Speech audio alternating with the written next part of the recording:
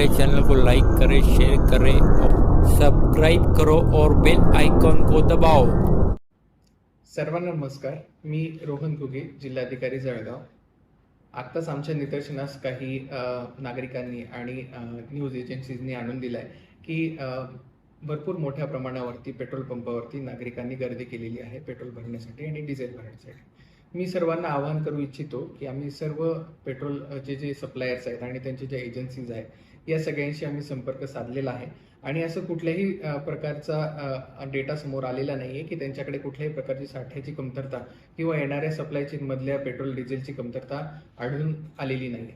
तर त्यामुळे मी नागरिकांना आवाहन करू इच्छितो की आपण अशा प्रकारे पॅनिक बाईंग करू नये आणि कुठल्याही अफवांना बळी पडू नये।